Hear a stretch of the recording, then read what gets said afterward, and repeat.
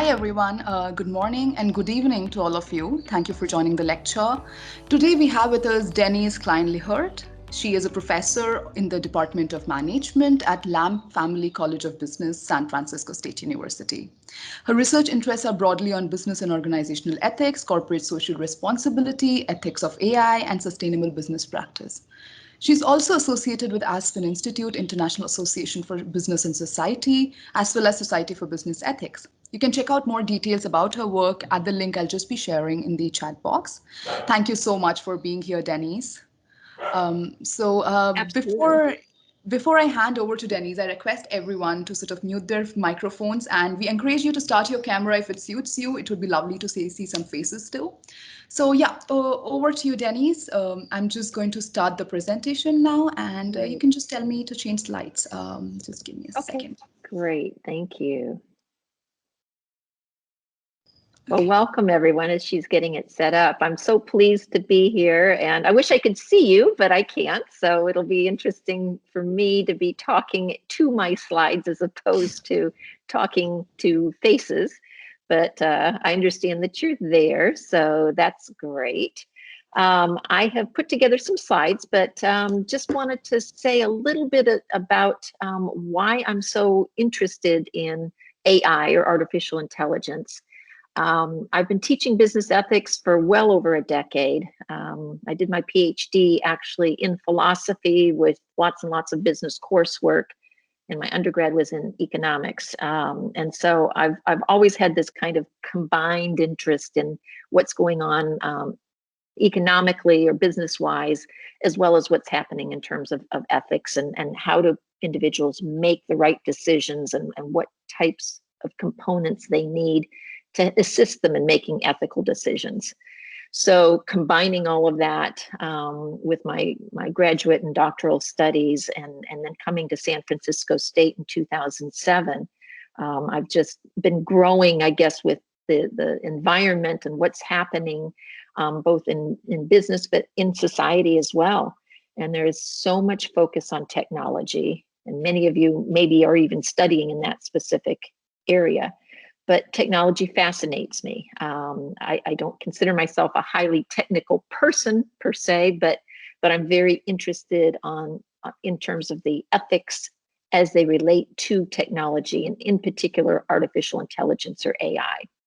So I'm pursuing in that respect, and I've been teaching on a graduate level this particular area. So I think we'll start engaging with some of my slides, and I look forward to hearing some questions you may have. I don't know if you can ask questions during, if you want to, or if we just wait till the end, and that's fine as well. So I think I'll go to the next slide then. And again, this is not something you necessarily have to memorize or what have you, but I like pictures. I like graphics. It helps me kind of conceptualize what's happening. And artificial intelligence has so many components in terms of not only its development, but also its application. And so the application can be used in a number of different areas. I mean, we talk about machine learning. And that's basically, from a mechanization standpoint, computer standpoint, that sort of thing, and creating the capabilities in terms of that technology to predict certain outcomes, or predict certain aspects or trends, and that can apply to business. Whether the business is predicting its customer base, is predicting its market share, or what have you, that's an area that AI can assist with as well. AI also can substitute human speech, if you will. And basically text can be converted to speech, and vice versa. And so that's another form of artificial intelligence that is also used in business communications. Maybe some of you have encountered AI in terms of trying to call the local utility company when you've got a problem with your phone or the electricity or whatever, and you get a mechanized voice, if you will. It is not actually a real person. And there are prompt words that tend to trigger what that response will be back to you if you're having problems with that particular utility or whatnot. So that's a form of AI as well. I get very frustrated with that. I like talking to people, not machines, but I'm learning. And Another area of artificial intelligence is recognizing images, and many of you are maybe familiar with this and maybe even concerned about it, that our facial recognition, our facial images are captured by the innumerable cameras that may be in our local communities and the businesses we do our shopping, stores, that sort of thing. Our faces are being recognized. If you use social media and we post our pictures there's image recognition in that aspect. And so again, that can be another kind of aspect of artificial intelligence and putting people together with their activities, if you will. And then there's a whole list of other aspects of artificial intelligence as well. Language processing and translation, taking words in one language and translating it to another language, so that it's more readily available, the information, to others. There are other things in terms of analysis and data trending that AI is used for, as well as robotics. I'm going to be showing you a little bit more about robotics. I'm fascinated by that. And I'll tell you the little stories with that as well. I think we can go to the next slide at this point.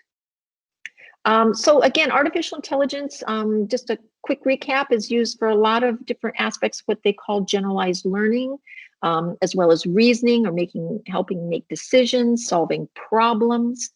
And then the other aspect is, we need to understand the aspect of human reason and how that impacts our particular abilities to provide solutions and come to some kind of resolution with issues we're dealing with in a business environment, whether it has to do with finance, banking, whether it has to do with products or services that we're dealing with. These are all aspects where AI is certainly being used in a number of ways. So a lot of ethics regarding self-driving cars have to do with the moral obligations of those individuals who are the system programmers, if you will. Are they able to prevent their creation from taking a human life? Is there the capability with AI for the AI to recognize when a human life might be in danger? Another question would be, who is responsible if there is an accident that results in death? Is the manufacturer of the AI responsible? Is the human that is owner of that specific car legally and ethically responsible for a human life that's taken? Those questions haven't been resolved yet from a legal standpoint. And from an ethics standpoint, we're still wrestling with the areas of responsibility there.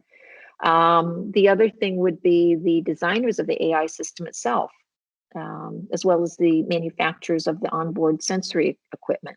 So a lot of legal issues also attached to the ethical issues with self-driving cars. We don't have laws in place yet to keep up with the advancements we're having in AI. So those are a lot of unknowns at this point. Next slide. Okay, so I'm going to get away from vehicles and talk about some challenges of artificial intelligence. I've identified 4 major areas, but each of these areas have additional kinds of aspects of concerns. One challenge is bias and inclusion as it relates to potentially hiring. Is AI capable of understanding the impetus, the importance of preventing bias or inclusion in terms of hiring practices, so that we don't have discriminatory practices against individuals based on race or ethnicity or choice of lifestyle or what have you?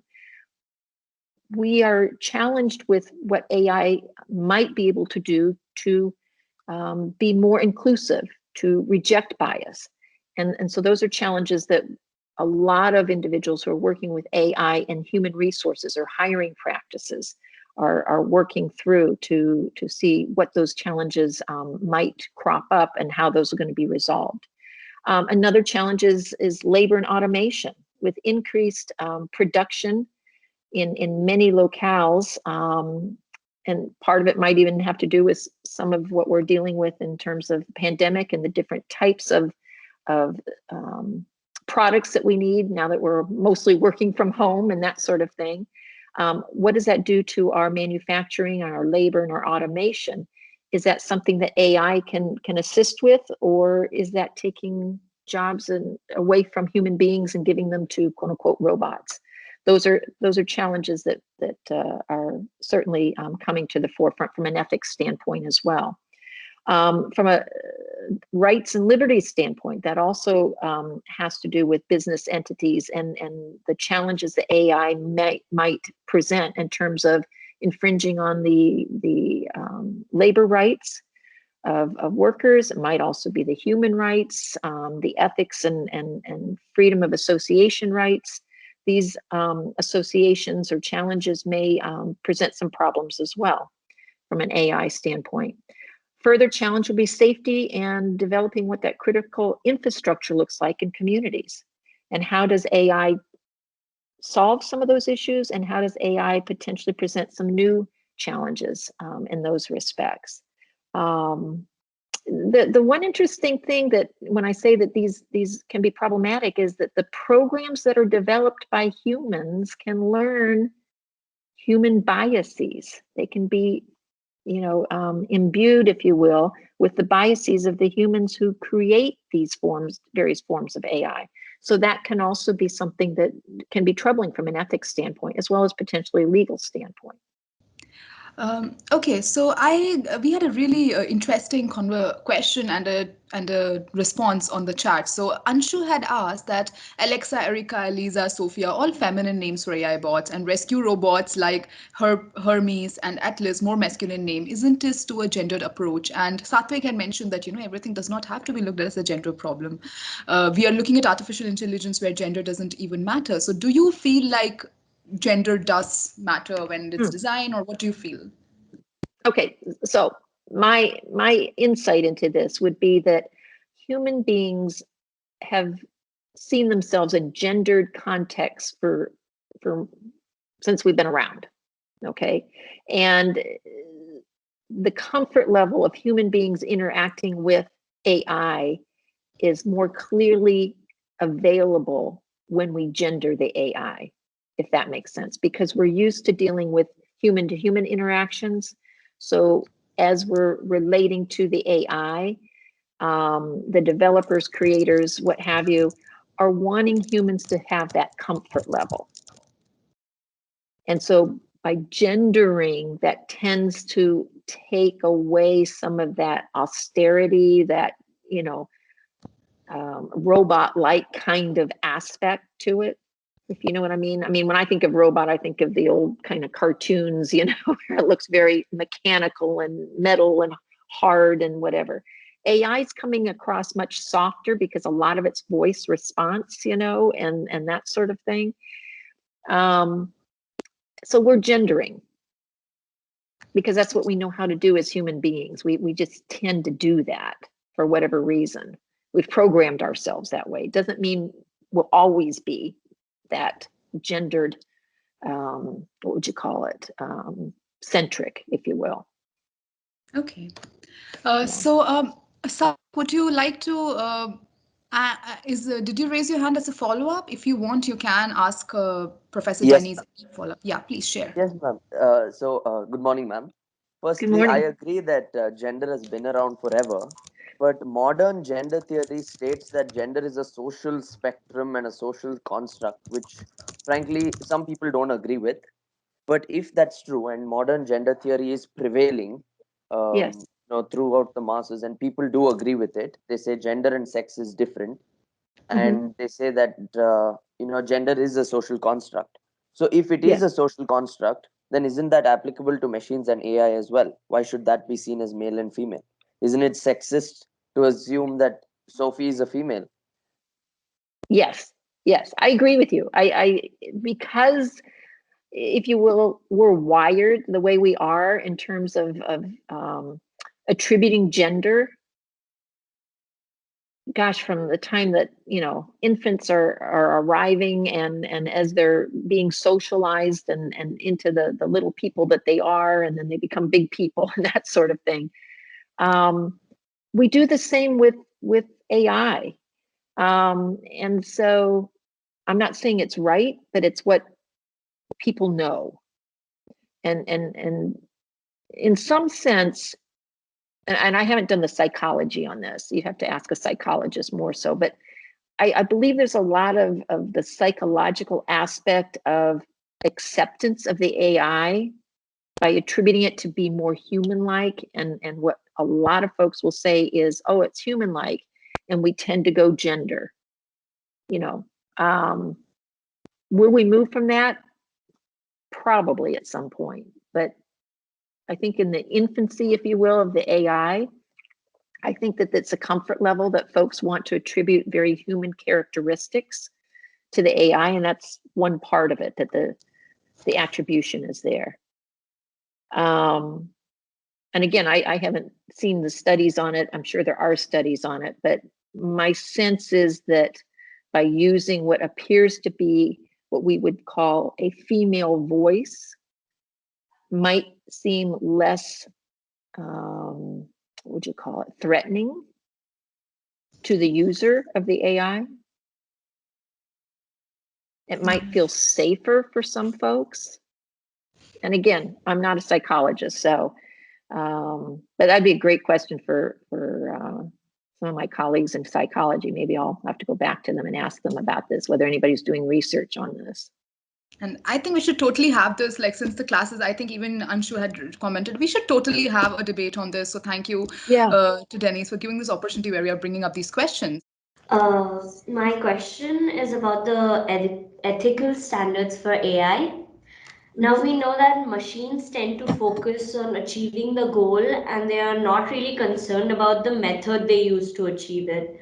So the methods that might be used would harm the humans in some way or the other. They run on commands and programs with no understanding whatsoever. So, do you feel that the ethical standards we apply on AI would have to be so different from us that it would be sort of AI specific ethics, especially even of how AIs treat one another as well? Oh, that last part is interesting. I haven't thought about that one, how AIs treat one another.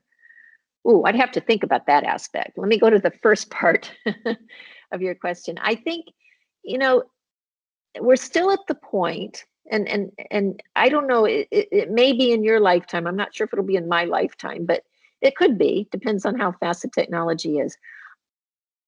AI still is reliant on human beings for their existence. In other words, at this point, AI doesn't exist but for the fact that we have human beings who created it, fine-tune it, program it, do selection of choices that the AI exercises, you know, that sort of thing. It is possible that some aspects of AI will create or generate newer, more robust versions of AI because they'll be created to do so. Now, whether that will be totally exclusive of human beings, I know there's futuristic kinds of movies that kind of go down that path. I don't know. I don't think human beings are going away for a while. Let's put it that way. I'm not sure if I'm quite answering what your question is, but I think I have a more optimistic view that there's still going to be interventions of humans with AI, that AI is not going to just essentially take the ball and run. And I think there'll still be a lot of human interaction. Okay. Okay. Did that answer your question somewhat? Yes, ma'am. Thank you. Okay. Thank you so much. Okay. So this question is based on taxes and AI. So ma'am, do you feel that AI and robots should be taxed? This would imply that we treat them as individuals who are in some way citizens of our country and who have a duty to pay taxes for the comforts and securities that they experience in the social world. So what do you feel about this? You know, that's a really interesting question. I'm glad you asked it. I don't feel that AI should be taxed in and of themselves. I mean, as if they're their own separate entity, because they're not autonomous. They're not completely autonomous. beings. Now, we could say the same about a lot of humans aren't fully autonomous. They don't have all of their own abilities to make all of their own decisions. But AI is still incredibly reliant on human beings. And I think that the taxing, if you will, or whatever financial requirements there might be to be operating in the world, that's still a human aspect that we owe to one another. AI doesn't have sentiment either, in terms of senses of care, or the same sense of belonging to one another, or the same sense of history, knowing past and looking forward to the future, because AI doesn't have a past. It doesn't have an ancestry. And so I know that seems like a little kind of a odd way of looking at taxing, but we have a history as human beings, and we want to continue a legacy of going forward. And so a lot of the aspects of taxing has to do with ensuring that we continue our legacy going forward as human beings. Does that make sense? Yes, ma'am. Thank you. Yeah.